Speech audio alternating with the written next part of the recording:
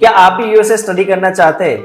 USA की क्यों जाना चाहिए स्टूडेंट्स को? यूएसए आप देखोगे तो it's all in our tradition. आप भी आपकी फैमिली से कहीं ना कोई आज भी एक ना एक बंदा तो यूएसए होगा ही, बिकॉज यूएसए जो है it is a land of opportunities. कौन सी यूनिवर्सिटीज में बच्चों को जाना चाहिए? जब भी हम लोग यूनिवर्सिटी चूज करते हैं तो फर्स्ट ऑफ ऑल हम लोग ये देखते हैं कि बच्चे का प्रोफाइल कौन से कोर्सेज के लिए सूटेबल हो रहा है, लोकेशन देखते हैं और most important thing that is a budget. ये सारी चीजें हम लोग कंसिडर करते हुए बच्चों को यूनिवर्सिटीज के ऑप्शन जो है वो प्रोवाइड करते हैं। तो मैम ऐसे कौन से कोर्सेज हैं जो यूएसए में अभी चल रहे हैं ज्यादातर? देखिए यूएसए में क्या है कि मोस्ट ऑफ द जो कोर्सेज चल रहे हैं it is related to AI, artificial intelligence है, मशीन लर्निंग है, साइबर सिक्योरिटी है, then it comes to the health science and biotech है, मैकेनिकल इंजीनियरिंग है। कोई भी कोर्स के लिए अगर बच्चा अवेलेबल है एक्सवाइजेड यूनिवर्सिटी के लिए, तो वहाँ का फी का ऐसा रहता है कि यूनिवर्सिटी वाइज रहता है या तो पर्टिकुलर कोई फिक्स फी रहता है स्टूडेंट के लिए? जी ऑफ कोर्स हर एक यूनिवर्सिटीज की फीस अलग अलग होती है। Normally they consider it credit wise, हर एक कोर्स की क्रेडिट अलग अलग रहती है। एक एवरेज प्रोफाइल के साथ बच्चा एक अच्छी यूनिवर्सिटीज में जा रहा है तो fees should be between $16,000 yearly to $20,000 to $22,000 yearly. Ma'am जैसे आपने बताया कि 15 to 17 lakh rupees approx Indian rupees में होता है, मिनिमम और मैक्सिमम कितनी स्कॉलरशिप स्टूडेंट्स को मिल सकती है? देखिए मिनिमम $500 से भी स्टार्ट कर सकते हैं हम लोग, 500,000 से स्टार्ट होती है तो इट गोज अप टू 10,000 या 15,000 तक भी जा सकती है।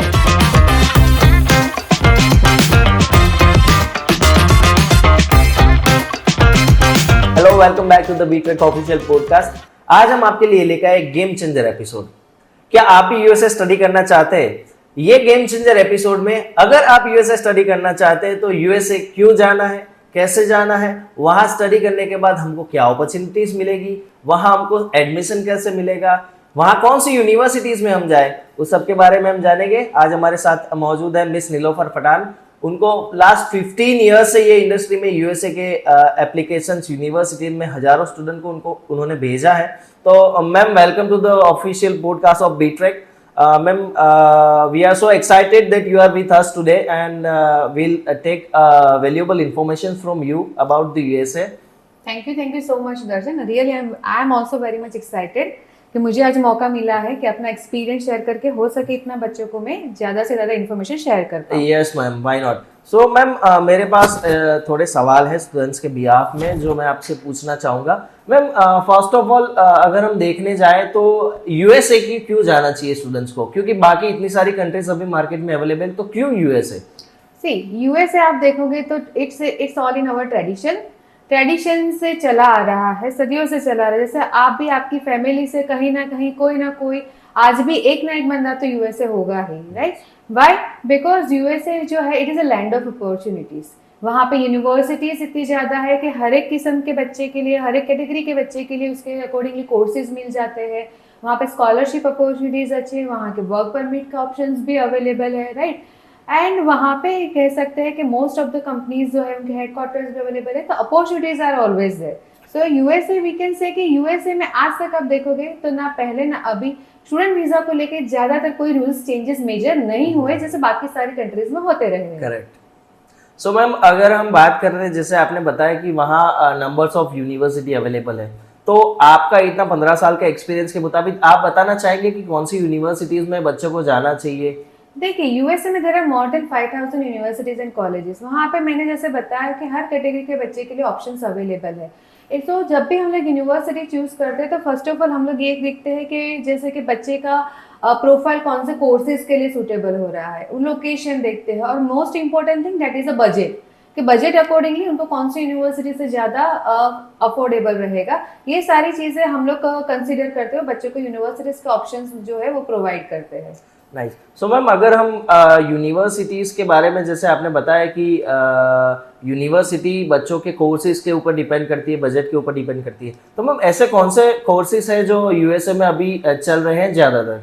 देखिए यूएसए में क्या है कि मोस्ट ऑफ द जो कोर्सेज चल रहे हैं it is related to AI, artificial intelligence है, मशीन लर्निंग है, साइबर सिक्योरिटी है, then it comes to the health science and health science courses like biotech है, and we can say that machine mechanical engineering है, जिसको हम लोग ये सारे जो स्ट्रीम होते हैं ना उनको बोलते हैं हम लोग stem based courses. Stem based courses basically क्या होता है? Science, technology, engineering and mathematics. जो ये कैटेगरी में जो भी बच्चे फॉल करते हैं, जो कोर्सेज लेते हैं, उनको ओपीटी यानी कि हम लोग बोलते हैं कि वर्क परमिट का ऑप्शन ज्यादा मिलते हैं उनको after completion of the masters. उनको 18 to 24 मंथ्स का उनको वहाँ पे वर्क परमिट मिलता है। करेक्ट मैम, जैसे आपने बताया कि वहाँ कोर्स के ऊपर स्टूडेंट्स के ऊपर डिपेंड रहता है कि वो कौन से कोर्स के लिए एलिजिबल है। सो मैम, कोई भी कोर्स के लिए अगर बच्चा अवेलेबल है XYZ यूनिवर्सिटी के लिए, तो वहाँ का फी का ऐसा रहता है कि यूनिवर्सिटी वाइज रहता है या तो पर्टिकुलर कोई फिक्स फी रहता है स्टूडेंट के लिए जी यूएसए ऑफ में? कोर्स, हर एक यूनिवर्सिटीज की फीस अलग अलग होती है। Normally they consider it credit wise, उनके जो क्रेडिट्स होते हैं अकॉर्डिंगली वो लोग फीस कैलकुलेट करते हैं।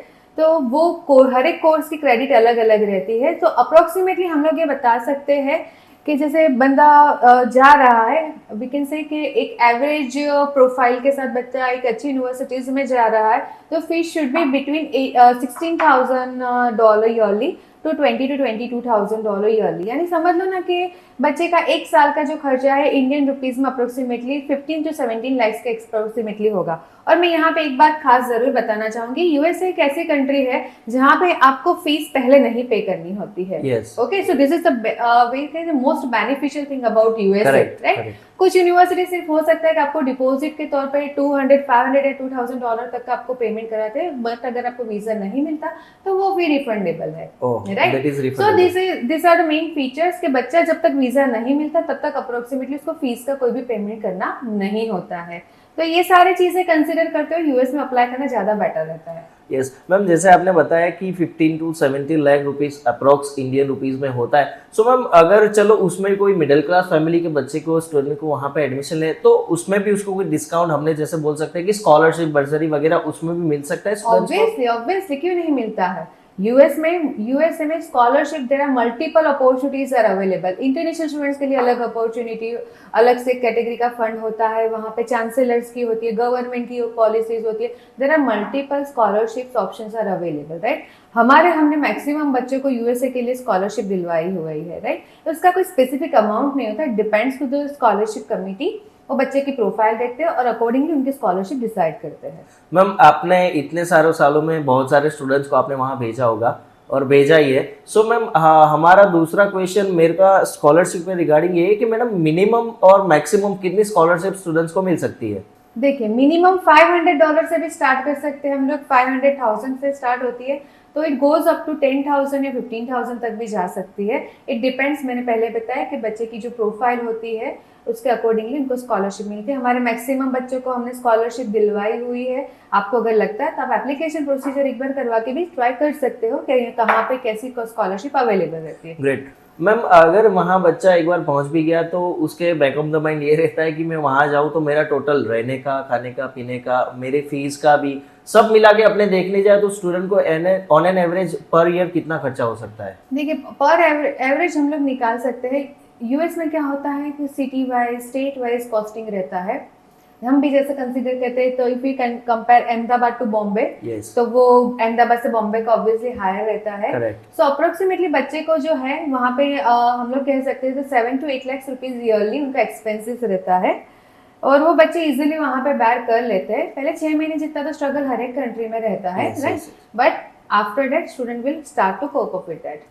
सो नाइस मैम, अगर हम बात करने जाए, स्टूडेंट पढ़ाई कर रहे हैं तो उसके साथ साथ उसको ऐसा है कि मैं इतना खर्चा करके इंडिया से यहाँ आया हूँ या कोई भी कंट्री से वहाँ यूएसए वो पहुंचा है, तो मैम उसको ऐसा लगता है कि पार्ट टाइम जॉब करके या तो फिर कोई एक्स्ट्रा एफर्ट्स डाल के वो अपने स्टडी के साथ साथ वो अपना खर्चा निकालता जाए। तो ऐसे कौन से कोर्सेज है या तो फिर ऐसे कौन से पार्ट टाइम जॉब अपॉर्चुनिटीज है वहाँ पे जो स्टूडेंट उसके साथ अर्निंग भी कर सकता है? देखिए, जब बच्चा वहाँ पे जाता है, इफ ही और शी 18 ईयर्स से अबव है ना, तो वो ऑन कैंपस और ऑफ कैंपस दोनों ही जगह पे जॉब करता है। According to US law 20 hours per week उनको अलाउड है जॉब करना, राइट। और minimum wages as per the government it is $7 per our, but बच्चे मिनिमम वहाँ पे 13, 14 या $15 तक तो अर्न कर ही लेते हैं। तो अगर बच्चा एक वीक का 20 आवर्स से मिनिमम जॉब करता है तो at the end of the month minimum ही और she will have $1,200 approximately in their pocket. तो हम लोग ये समझ सकते हैं कि अब हम इसको कंसिडर करें या कन्वर्ट करें इंडियन रुपीज में, तो 1,05,000 जितना उसको अपना एक्सपेंसेस निकाल लेते हैं। और जैसे मैंने बताया कि 7 to 8 लाख रुपीज इनका एक्सपेंसेस होता है, तो अपना लिविंग एक्सपेंस डेफिनेटली वो बैर कर ही लेंगे, साथ साथ में वो अपनी नेक्स्ट टर्म की फीस भी जो है वो थोड़ी बहुत मैनेज कर पाएंगे। Correct ma'am. अगर कोई बच्चा गया है तो ये भी सोचता है कि मैं वहाँ जा, मेरा स्टडी खत्म हो गई तो उसके बाद मेरा क्या, मेरा करियर का क्या मुझे स्टडी करके वहाँ से वापस आना है कि मैं वहीं सेटल हो सकता हूँ, तो इसके बारे में आप क्या कहना चाहेंगे? देखिए ऑब्वियस चीज है, मैं तो 15-17 ईयर से ये फील्ड में हूँ, सो ऑब्वियस चीज है कि मैंने तो आज तक कोई जिस भी बच्चे को भेजा है वो अभी तक वापस नहीं आए थे, because USA is a land of the opportunities we can say. आप खुद भी गूगल करके देख लो, अरे गूगल क्या, खुद गूगल की ही हेड ऑफिस जो हेड क्वार्टर है वो यूएसए में है। ऐसे ही आप देख लो अमेजोन देख लो आप, राइट, टेस्ला देख लो। अगर हम हेल्थ साइंस की बात करते हैं तो हम लोग जॉनसन एंड जॉनसन देख लो। ये सारी जो बिग नेम्स कंपनी है, इन सारी कंपनीज के हेडक्वार्टर्स वहां पे अवेलेबल है। तो ऑब्वियस चीज है कि हर एक फील्ड के, हर एक स्ट्रीम के बच्चों के लिए वहां पे अपॉर्चुनिटीज अवेलेबल है, राइट। बच्चे स्टडी करने के बाद वहां पे H1 अप्लाई करते हैं, उनकी ओपीटी पे जब उनकी फील्ड की जॉब मिल जाती है उनका H1 कन्वर्ट हो जाता है। Great ma'am, thank you so much. मैंने तो मेरे से कवर होते थे उतने सारे क्वेश्चंस आपसे पूछे, आप कुछ एक्स्ट्रा बच्चों से या स्टूडेंट्स को बताना चाहेंगे जो यूएस के लिए प्लान कर रहे हैं? जी ऑफ कोर्स, आप जब भी देखिए, सबसे पहले तो क्या है, USA is a world favourite best destination for the students. Okay, biggest economy है, हम सभी जानते हैं, तो अपॉर्चुनिटीज वाइज में बच्चों को हर एक स्ट्रीम के लिए अपॉर्चुनिटीज अवेलेबल रहेगी। नो डाउट वहाँ पे जो वीजा प्रोसेस होती है डिपेंड्स ऑन द इंटरव्यू, आप इंटरव्यू अच्छे से फेस करते हो तो आपको डेफिनेटली वीजा मिलते हैं। वहाँ पे मास्टर्स जो है 2 साल का रहता है, बैचलर्स 4 साल का रहता है, वीजा मिनिमम 5 years के मिलते हैं। So there are multiple things that it encourage students to apply, right, but उसके लिए प्रॉपर नॉलेज होना जरूरी है। यूएसए में अप्लाई करने के लिए प्रॉपर टाइमिंग पे अप्लाई करना जरूरी रहता है, राइट। जैसे यूएसए में अप्लाई करने के लिए यूनिवर्सिटीज की डेडलाइन होती है, उससे अर्लियर उनकी स्कॉलरशिप की डेडलाइन होती है।